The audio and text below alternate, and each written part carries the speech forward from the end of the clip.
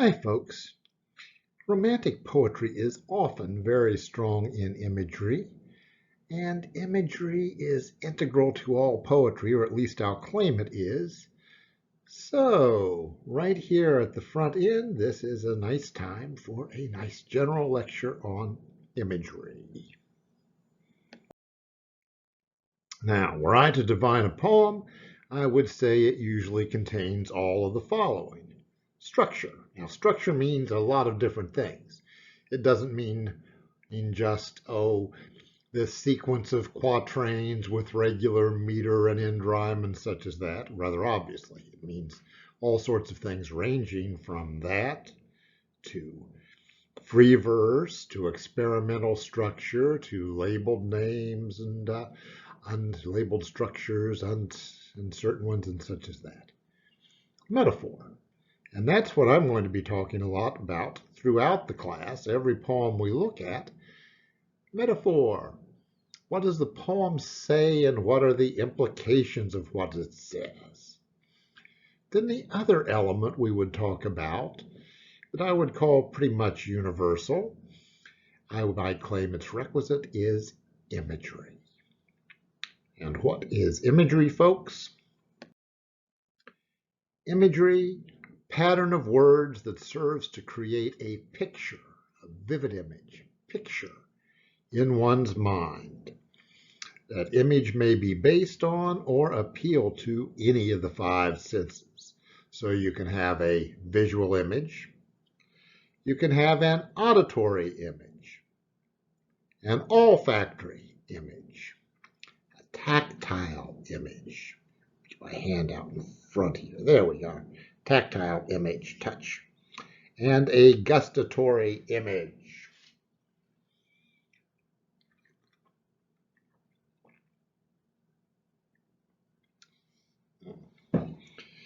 Taste.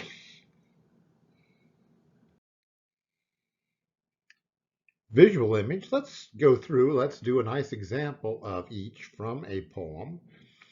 Here's a nice starter from Percy Shelley, from Ode to the West Wind. O wild west wind, thou breath of autumn's being, thou from whose unseen presence the leaves dead are driven like ghosts from an enchanter fleeing. Okay, pale, or get the rest of it in here. Yellow and black and pale and hectic red, pestilence-stricken multitudes. So we've got the leaves being blown by the wind in the autumn, and the association is with disease and death, as the imagery serves a purpose, creates not just a picture, but a tone, an atmosphere in your mind. Here's an auditory image. Out of the air, a voice without a face, proved by statistics that some cause was just, in tones as dry and level as the place. This is from W.H. Auden's The Shield of Achilles. And the description you should see out of that, a crackling loudspeaker offering to this multitude this kind of lecture or series of instructions, and you hear the static on it and all the rest. Voice emotionless, officious, bureaucratic. Now an olfactory image, the cold smell of potato mold. Oh, think of that. Get out in the garden. We're digging after all. We've got some other things, an auditory squelch and slap with a soggy pea. And visual, those curt cuts are a picture of a sharp cut and such as that.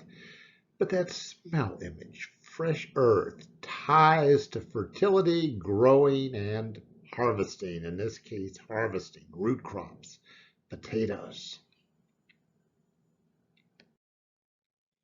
And there is a tactile image. And so our tactile image that I picked out is one out of a storm. The wind blew as 'twas drawn its last, the rattling showers rose on the blast, the speedy gleams the darkness swallowed, loud, deep, and long the thunder bellowed. That night a child might understand the devil had business on his hand. That's from Robbie Burns's The Tam O'Shanter. And the first image that we get, you get the cold wind and icy rain just blowing against Tam's face. Tam starting his drunken ride home, and that's what you have there. Then there's a gustatory image. Weird, bizarre word. Nobody ever says gustatory. Well, I say it when I'm counting off images because that's the label we're supposed to give this image. So we're munching away on some fresh fruits here from Christina Rossetti's Goblin Market, or at least we're being invited to by the goblin men who sell them. So we've got come buy our grapes fresh from the vine, pomegranates full and fine, dates and sharp bullaces, rare pears and greengages, damsons and bilberries. Taste them and try.